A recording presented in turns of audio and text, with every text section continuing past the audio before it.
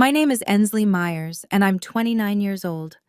3 weeks ago, at my own baby shower, my mother-in-law handed me an envelope and announced to 50 guests, a list of 47 reasons my son should divorce you. My husband laughed. The room laughed. I didn't. I opened the envelope. I found reason number 23, and I read it out loud. Her face drained of color. That night, every single member of my husband's family blocked her number. Before I tell you what was in that envelope and why it destroyed her, please take a moment to like and subscribe, but only if you genuinely enjoy this story. Also, drop a comment and tell me where you're watching from and what time it is there. I love reading those. Now, let me take you back 4 weeks, to the night my mother-in-law started planning my humiliation. It was a Tuesday night, 10 o'clock. I was lying on the couch with my swollen feet propped up on a pillow. 7 months pregnant, and every part of me ached. Ryan was on the phone with his mother. Again. I could hear Patricia's voice through the speaker, sharp, efficient, like she was running a board meeting instead of discussing a baby shower. "I've got everything planned," she said. "The caterer, the decorations, the guest list. Just tell Ensley not to worry about a thing." Tell Ensley, not ask Ensley. Ryan glanced at me. "Mom says she's handling it all. Can I talk to her?" He hesitated, then handed me the phone. "Patricia, hi. I was thinking maybe we could—" "Oh, Ensley." Her voice shifted. Sweeter now. The kind of sweet that made my teeth hurt. "You don't need to worry about anything, dear. Just rest. These things require experience. I had an idea for the theme, actually. Something simple." "That's lovely." She cut me off. "But I think my concept fits better. You've never planned a large event, have you?" The pause hung there. I knew what she meant, what she always meant. You didn't have a mother to teach you. "I'll handle everything," she continued. "A mother knows best." Before I could respond, she added, "Oh, by the way, I've invited a few of Ryan's old friends, Melissa too. You remember Melissa?" My stomach tightened. Melissa, Ryan's ex-girlfriend, the one Patricia still sent Christmas cards to. "That's thoughtful," I managed. "Wonderful. Get some rest, dear. You'll need it." The line went dead. Ryan took the phone back. "See? She's got it covered." I stared at the ceiling. Why would she invite Melissa to my baby shower? 1 week before the shower, we had dinner at Patricia's house. I wore my favorite maternity dress. Navy blue, soft fabric, the only thing that still fit comfortably. I'd bought it with my own money, picked it out myself. It made me feel like me. The dining room was full. Ryan, his sister Diane, Aunt Margaret, a few cousins, everyone passing dishes, making small talk. Patricia sat at the head of the table. "Ensley," she said mid-conversation, loud enough for everyone to hear. "That dress is interesting." I looked down. "Thank you. Navy is tricky, though." She tilted her head. "Dark colors can make a woman look so heavy, especially when she's carrying." The table went quiet. "I'm comfortable in it," I said. "Of course you are," she smiled. "Comfort is important. I just think, if your mother were here, she might have mentioned that." The silence stretched. Aunt Margaret's fork paused mid-air. Diane stared at her plate. Ryan cleared his throat. "Mom, come on!" But he didn't finish. He never finished. I kept my smile in place. "I appreciate the advice, Patricia, but I'm comfortable with who I am." She blinked, then laughed, light, dismissive. "Of course, dear." After dinner, I was washing my hands in the bathroom when Diane slipped in. "Hey." She closed the door behind her. "I'm sorry about her. I know she's been difficult." I met her eyes in the mirror. "It's fine." "It's not." Diane bit her lip. "Listen, there's something I need to tell you, but not here." "What do you mean?" "Can we meet tomorrow? Just us?" The urgency in her voice made my chest tighten. "Okay," I said. "Tomorrow." She nodded once, then left. What did Ryan's sister know that I didn't? We met at a coffee shop the next morning. Diane was already there when I arrived, stirring a latte she hadn't touched. She looked nervous. That made two of us. "Thanks for coming," she said as I sat down. "You're scaring me a little. What's going on?" Diane took a breath. "I work at First National, you know that. I handle transactions for the branch." I nodded. "Last week I was processing account reviews, routine stuff." She paused. "I came across a withdrawal from your joint savings, yours and Ryan's." "Okay." $11,000, Ensley. The number hit me like cold water.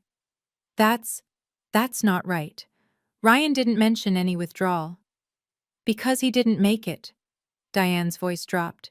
"The authorization came through a linked account, someone with secondary access." "Who has secondary access to our savings?" She looked at me, and I knew. "Ryan added her years ago," Diane said quietly. "Before you were married. For emergencies, he said." "Patricia took $11,000 from our account?" "She didn't take it officially. She transferred it through the linked access." Diane slid a piece of paper across the table. "Here's the statement. The date matches her new antique collection she's been bragging about." I stared at the numbers. Black and white. Undeniable. "Why are you telling me this?" Diane met my eyes. "Because it's wrong, and you deserve to know." I folded the paper carefully, slipped it into my purse. "Does Ryan know?" "I don't think so." $11,000. Gone. Without a word to either of us. "What are you going to do?" Diane asked. I didn't answer. Because I didn't know yet. But I knew one thing. I wasn't going to pretend this was okay. That night, I waited until Ryan got home. "Can we talk?" He dropped his bag by the door. "Sure. Everything okay?" "Did you know your mom has access to our savings account?" He paused. "Yeah. I added her years ago, before us." "Emergency access. Why?" "Check the balance." He pulled out his phone, opened the banking app. I watched his face change. "What the? There's 11,000 missing." "I know." "How do you know?" "Diane told me. She saw the transaction at work." Ryan stared at the screen. Then he called his mother. I listened to his side of the conversation, the confusion, the questions. And then, the shift. "She says she borrowed it," he said, hanging up. "For my birthday gift. She was going to pay it back." "Borrowed." I let the word sit there. Without asking. She said it slipped her mind to mention it. $11,000 slipped her mind? "Ensley." He rubbed his face. "She said she'll pay it back. Let's not make this a big deal. You know how she gets." There it was. The phrase I'd heard 100 times. You know how she gets. Translation: don't upset her, don't challenge her. Keep the peace. "Ryan, she took money from our account, without permission. That's not a misunderstanding. She's my mother. And I'm your wife." He sighed, looked at the floor. "Please," he said quietly. "Just don't bring this up at the baby shower. I don't want drama." I stood there, 7 months pregnant, holding proof his mother had stolen from us. And he was asking me to stay quiet. "I guess we'll see," I said. I didn't promise anything. Because I was done making promises I couldn't keep. The day before the shower, Patricia called me directly. That almost never happened. "Ensley, darling." Her voice was honey over steel. "I wanted to confirm a few details." "Of course." "The photographer needs to know colors for the shots. I've coordinated everything in yellow and cream, so I'll need you to wear something that matches." I looked at the dusty rose dress hanging in my closet, the one I'd already chosen. "I have a dress picked out. Dusty rose." Silence. Then, "Oh, is that a problem?" "Well," she laughed lightly. "Yellow would photograph so much better. I've already briefed the team." "Then tell them I'll be in dusty rose." Another pause. Longer this time. "Of course, dear." The sweetness curdled. "Whatever makes you comfortable." I'd heard that phrase before, From her. It never meant what it said. Patricia, is there something else? Actually, yes.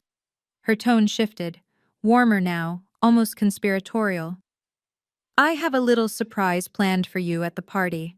Something I've been working on for quite some time. My grip tightened on the phone. What kind of surprise?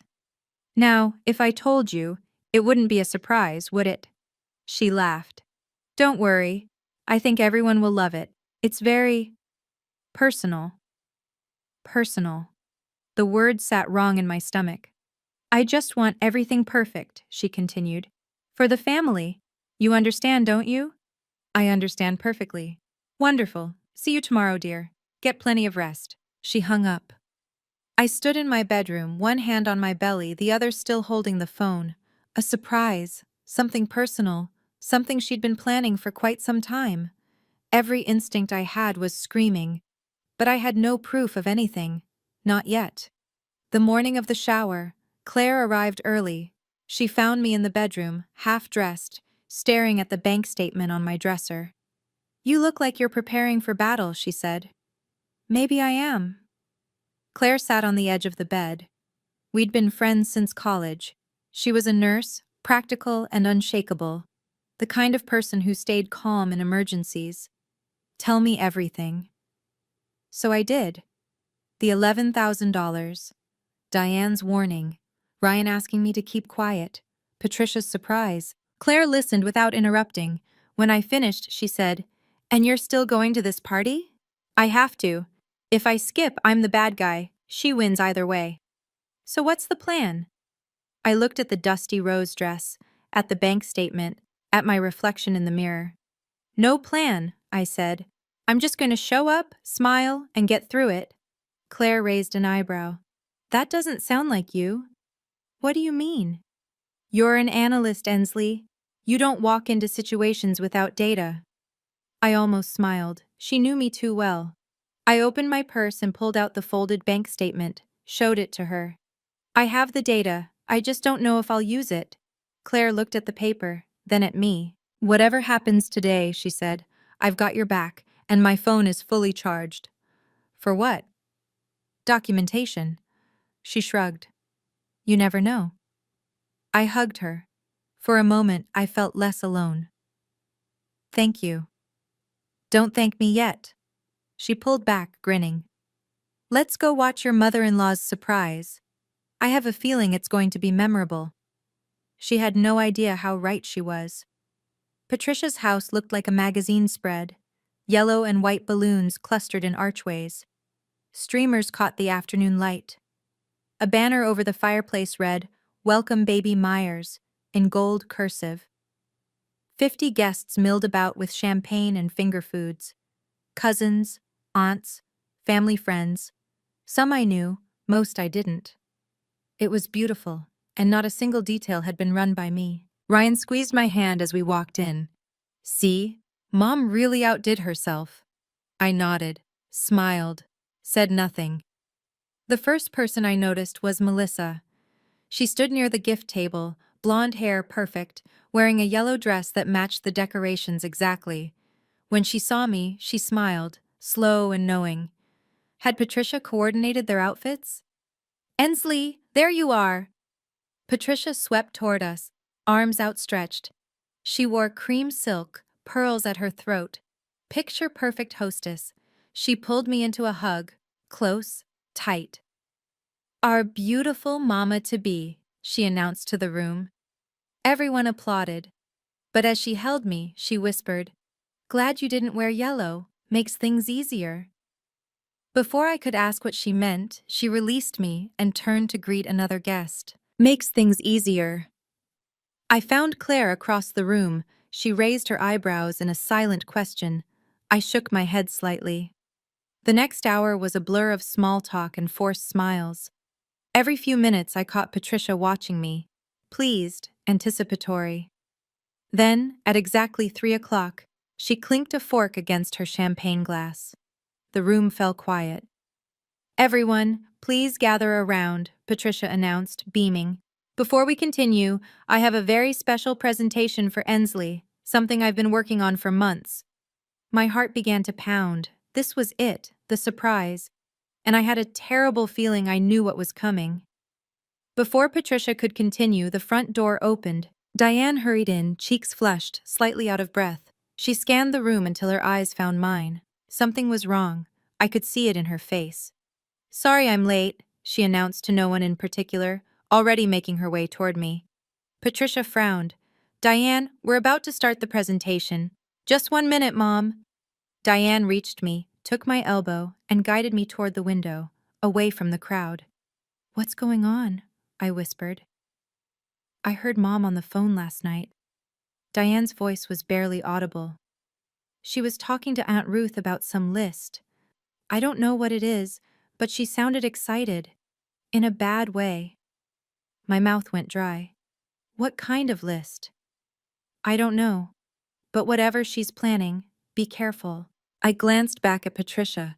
She was watching us, smile fixed in place, eyes sharp. "Diane, listen to me." Diane gripped my arm. "If anything happens, remember what you have. The bank statement. That's not nothing. You think she'd actually— I don't know what she'll do, but I know my mother." Diane's jaw tightened. "She thinks she's untouchable. She thinks no one will challenge her in public. What if she wrote something down, something incriminating?" Diane's eyes widened slightly. "Then she just handed you the weapon." "Diane! Ensley!" Patricia's voice cut through. "We're waiting, ladies." Diane squeezed my hand once. "I'll be right here." She stepped away. I walked back to the center of the room where 50 pairs of eyes watched me. Patricia smiled, and I realized, whatever was in that envelope, Patricia had no idea what she'd actually written. Time to find out. As I moved through the crowd, a hand caught my wrist. Aunt Margaret. She was seated on the sofa near the window, champagne untouched beside her. Ryan's aunt had always been quiet at family gatherings, observing, never speaking. "Sit with me a moment," she said. I sat. "How are you holding up, sweetie?" "I'm fine, just tired." She studied my face. "I've known Patricia for over 30 years, since she married my brother." "I didn't know that." "Most people don't." Margaret glanced across the room, where Patricia was arranging something near the gift table. "She's never liked anyone who doesn't follow her rules." "Did she treat you like this too?" Margaret's smile was thin. "Worse, but I didn't have proof." I felt the weight of the bank statement in my purse. "Do you?" she asked quietly. I didn't answer, just held her gaze. Margaret nodded slowly. "Good. Keep it close." "Why are you telling me this?" She was silent for a moment. When she spoke, her voice was heavy with something old. "Years ago, Patricia convinced my brother I was stealing from the family. I wasn't." Her eyes glistened. "But I couldn't prove it, and Richard died believing her lies. I'm so sorry." "Don't be sorry. Be smart." She squeezed my hand. "If she tries anything today, don't let her win with silence. Silence is how she's won for 30 years. Everyone, gather around." Patricia's voice rang. Margaret released my hand. "Go. And remember what I said." I stood, walked toward the center of the room. 50 guests formed a semicircle. Ryan stood near his mother, smiling, oblivious, and Patricia held a white envelope. The room fell silent. This was it. "Okay, I need to pause here for a second. If you're as invested in this story as I was living through it, drop a comment and tell me, what would you do if your mother-in-law handed you an envelope like this? Would you open it in front of everyone? Would you walk away? I'm genuinely curious. And if you're enjoying this, please hit that like button. It really helps." Now, back to the party. Patricia stood in the center of the room, white envelope in hand. The afternoon light caught the pearls at her throat. She looked every inch the gracious hostess, warm, welcoming, benevolent. "Ensley, sweetheart." She extended her hand. "Come here." I walked toward her. Each step felt like wading through water. 50 guests watched, smiling, expectant. They thought this was part of the celebration. "I've put so much thought into this moment," Patricia said, loud enough for everyone to hear. "As a mother, I only want the very best for my son." Murmurs of agreement, nods. Someone said, "How sweet." Patricia held out the envelope. "This is a list," she announced, "of 47 reasons my son should divorce you." For 1 second, the room was completely silent. Then Ryan laughed. It started small, a surprised chuckle. Then it spread. Aunt Ruth laughed. Cousin David laughed. A woman I didn't recognize laughed so hard she dabbed her eyes. They thought it was a joke, a gag gift, mother-in-law humor. Patricia laughed too, her eyes crinkling at the corners. But I noticed. Her gaze never left my face. This wasn't a joke. She wanted to see me break. Ryan nudged me. "Come on, babe, open it." I took the envelope. It was heavier than I expected. "Go ahead," Patricia said sweetly. "Read it. It's all in good fun." Her smile sharpened. "Unless you're afraid of what you'll find?" Another ripple of laughter from the crowd. I looked at Ryan. He was still smiling, waiting for me to play along. I looked at the envelope in my hands, and I thought about every dismissive comment, every backhanded compliment, every time I'd stayed silent to keep the peace. I wasn't afraid. I was done. I opened the envelope. Inside were 4 pages, white paper, neatly typed, numbered 1 through 47. The room was still buzzing with amusement. Someone whispered, "This is priceless." Another said, "Patricia's such a character." I began to read. Number 1. She doesn't know how to cook a proper roast. Number 4. She convinced my son to move 20 minutes away from me. Number 7. She works too much. A wife should be home. Number 15.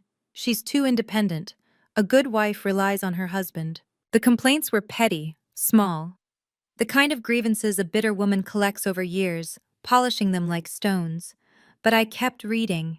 Number 19. She didn't invite me to her doctor's appointment. Number 21. She won't let me decorate the nursery. And then I reached number 23. I read it once, then again. My heart stopped. "Well?" Patricia's voice broke through. "Anything interesting?" I looked up, met her eyes. Around me, 50 people waited. Claire stood in the corner, phone in hand. Diane hovered near the door, pale. Aunt Margaret watched from the sofa, hands folded. Ryan was grinning. "Come on, read some out loud. This is hilarious." Patricia tilted her head. "Yes, dear, share with the class." I looked at the words one more time. Reason number 23. She doesn't even know I accessed their joint bank account to withdraw money for Ryan's birthday gift. Proof she doesn't pay attention to their finances. She'd written it down. Patricia had actually written down her own confession, and she had no idea. I lifted my head. "May I read this one out loud?" Patricia's smile widened, triumphant. "Of course, dear. Whichever one you like." I took a breath, and I began to speak. My voice was steady, calm. I didn't raise it. I didn't need to. Reason number 23. The room leaned in. She doesn't even know I accessed their joint bank account to withdraw money for Ryan's birthday gift. Proof she doesn't pay attention to their finances. Silence. Complete, absolute silence. Complete. I continued, same measured tone. For the record, I did know. The withdrawal was $11,000. I reached into my purse, pulled out the folded bank statement. "I have the documentation right here." Patricia's face went white, not pale, white, like someone had pulled a plug and drained every drop of color from her skin. That's," she stammered. First time I'd ever heard Patricia Whitmore at a loss for words. Ryan stepped forward. "Wait, Mom, you took money from our account?" "I was going to pay it back." Patricia's voice pitched high. "It was for your birthday." "You never asked me." "I didn't need to ask. I'm your mother." Aunt Margaret stood up from the sofa. Her voice cut through the room like a knife. You accessed their account without permission. She walked toward Patricia. That's not borrowing, that's stealing. The whispers started, low at first, then louder. $11,000? Without telling them? She wrote it down? I stood perfectly still. I hadn't accused anyone, hadn't raised my voice, hadn't made a scene. I'd simply read her own words back to her. Patricia spun around, searching for allies. But everywhere she looked, she found only stares. Shock. Disgust. Diane stepped forward. It's true. I work at the bank. I saw the transaction myself. Diane! Patricia's voice cracked. You're siding with her? I'm siding with the truth, Mom. The room erupted. Everything happened at once, voices overlapped, questions fired from every direction. How long has this been going on? Did Ryan know? Is this why she's been so hostile? Patricia stood frozen in the middle of the chaos, mouth opening and closing like a fish pulled from water. Aunt Margaret wasn't finished. This isn't the first time, is it, Patricia?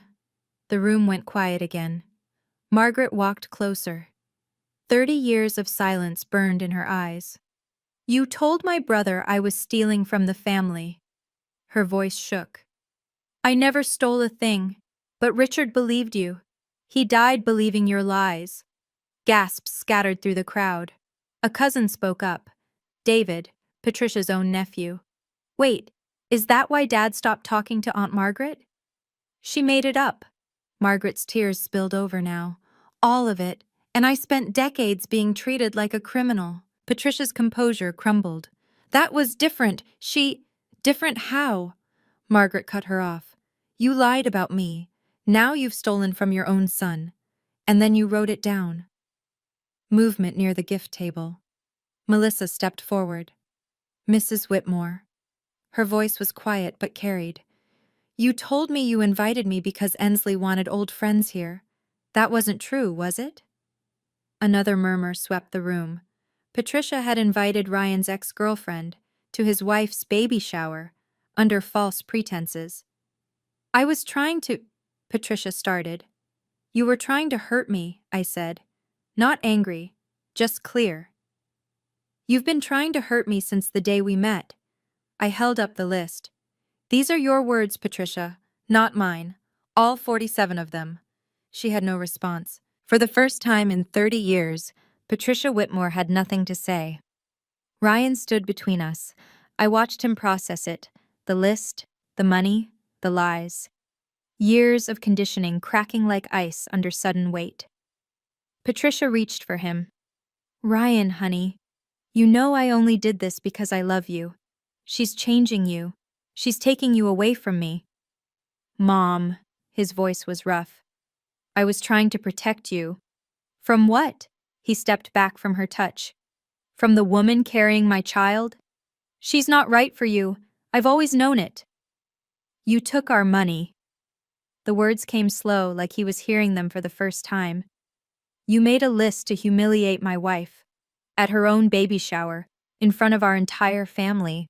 And you invited my ex-girlfriend. Melissa quietly slipped toward the door. Patricia's eyes darted around the room. Everyone's overreacting. This is just a misunderstanding. $11,000 isn't a misunderstanding. Ryan's jaw tightened. A 47-item list isn't a joke. I stayed silent. This wasn't my fight to win. It was his. He had to choose. The room held its breath. I think you should leave, Mom. Patricia's face crumpled. You're choosing her? Over your own mother? Ryan looked at me, at my belly, at the life we were building, then back at her. I'm choosing my family, the one I'm building, with her. Patricia grabbed her purse. Her hands shook. She walked toward the door and the crowd parted like water. At the threshold, she turned, her eyes locked on mine. This isn't over, she said. I met her gaze without flinching. I think it is. The door slammed behind her. For a moment, No one moved. Then Aunt Margaret lifted her champagne glass. Well, that was 30 years overdue. The door's echo faded. 50 people stood in Patricia's perfectly decorated living room, surrounded by yellow balloons and streamers, trying to make sense of what just happened. Then, unexpectedly, someone laughed. It was Aunt Ruth, a small, shocked giggle that broke the tension. "I've waited 20 years to see that woman speechless," she said. A few others laughed. Nervous, relieved laughter. Diane crossed the room to me. "I'm so sorry about all of this. Are you okay?" I took a breath. Let it out. "I think I'm better than I've been in months." Claire appeared at my side, phone still in hand. She leaned in close. "I got it all on video, just in case." I nodded. "Not for revenge, just for protection. There's a difference." Ryan came to me then. His face was pale, eyes red. "Ensley." His voice broke. "I'm sorry. I should have seen this sooner." I took his hand. "You see it now. That's what matters." Around us, the baby shower slowly resumed, awkwardly at first, then with genuine warmth.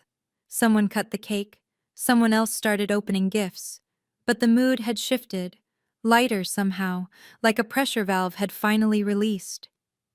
Patricia's cousin Ellen found me near the dessert table. "Thank you," she said quietly. Someone needed to stand up to her. We've all been too afraid. Similar whispers reached me throughout the afternoon.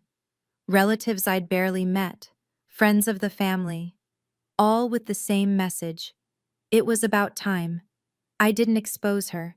She exposed herself. I just read what she wrote. By the time we left that evening, I realized something had changed. For the first time since I'd married Ryan, I didn't feel like an outsider in his family. I felt like I belonged. Before the party ended, a small group gathered in Patricia's study. Ryan, me, Diane, Aunt Margaret. The door closed behind us. "We need to talk about next steps," Margaret said. Ryan sat on the edge of Patricia's desk. The desk where she probably typed that list. "I'm removing her access from our accounts first thing tomorrow." "Good," Diane said. "That should have been done years ago." "And the 11,000? I asked. Diane pulled out her phone, checking something. "Legally, you have options. The withdrawal was unauthorized. You could pursue it." "I don't want to sue her."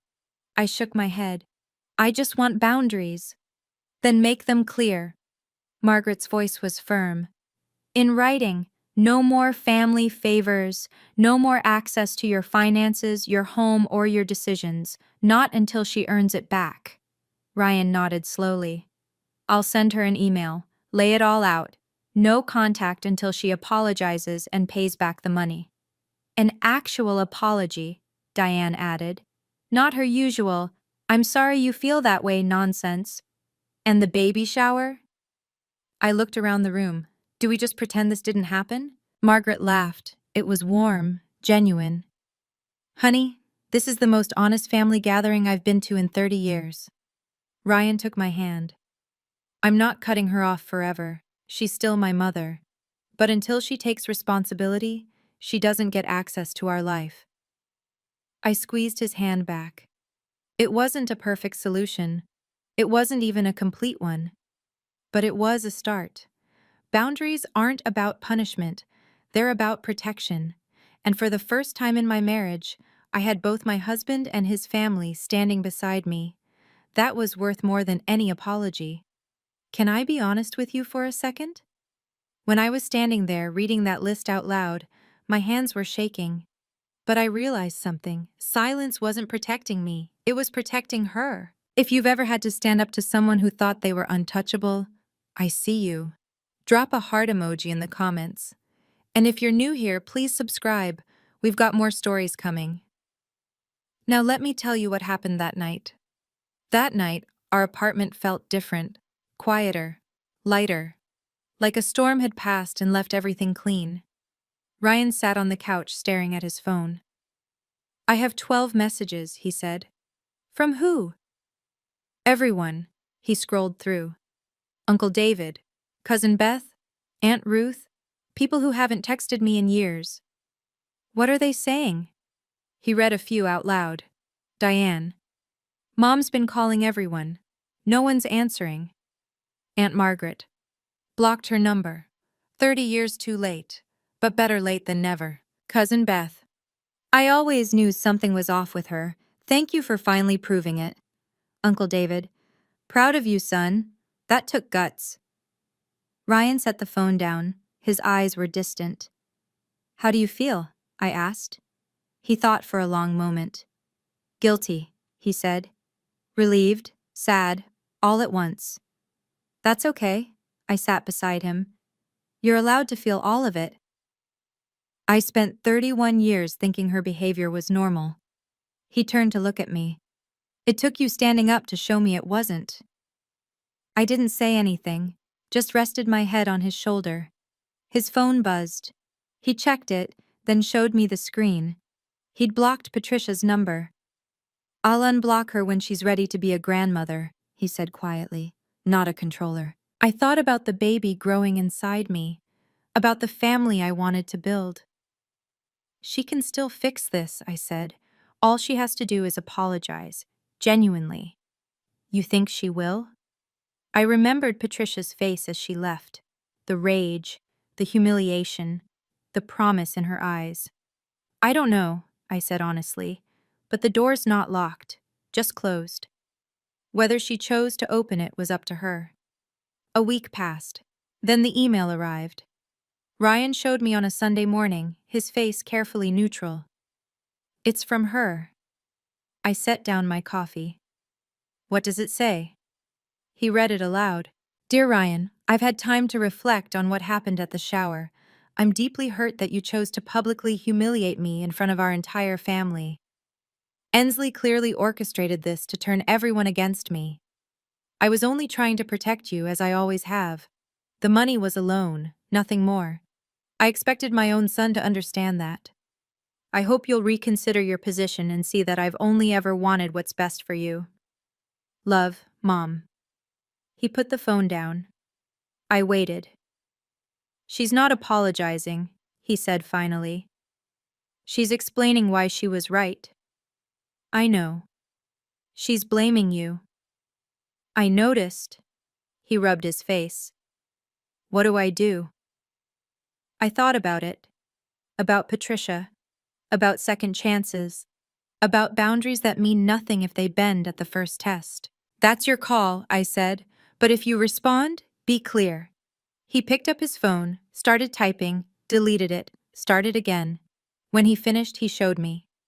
Mom, until you genuinely apologize to Ensley and pay back the money, I won't respond. I love you, but I love my family more. You didn't have to mention my name. Yes, I did. He looked at me. You're the reason I finally see clearly. He hit send. We didn't expect a response, and we didn't get one. But 1 week later, Diane called. $11,000, she said. Just appeared back in your account this morning. No note, no message. The money was returned. The apology wasn't. Some things take longer than others. 2 weeks after the money appeared, Diane called again. Her voice sounded different this time, heavier. I need to tell you something about Mom. I braced myself. What happened? She's not doing well. Diane paused. She's alone. No one's talking to her. Margaret blocked her. Ruth blocked her. Even her bridge club dropped her. I didn't tell anyone to block her. I know. They made their own choice. Diane sighed. But she's spiraling. She called me crying last night, said everyone abandoned her. I listened to the silence on the line. How do you feel about that? I asked.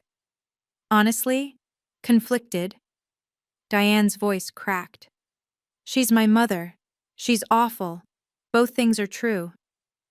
I understood that, more than she knew. She can fix this, Diane. All she has to do is apologize, genuinely. I told her that. She keeps saying she did nothing wrong. Then she's not ready yet. I know. A long pause. I just wanted you to know what's happening with her. In case, I don't know, in case it matters. I looked out the window, thought about the woman who'd spent years making me feel small, who'd stolen from us, who'd tried to destroy my marriage in front of 50 people. I didn't feel happy that she was suffering, but I didn't feel guilty either. Thank you for telling me, I said. And Diane, you're not responsible for her choices. Neither are you. I know. When we hung up, Ryan was watching me. How is she? Lonely, defensive, still not sorry. He nodded slowly.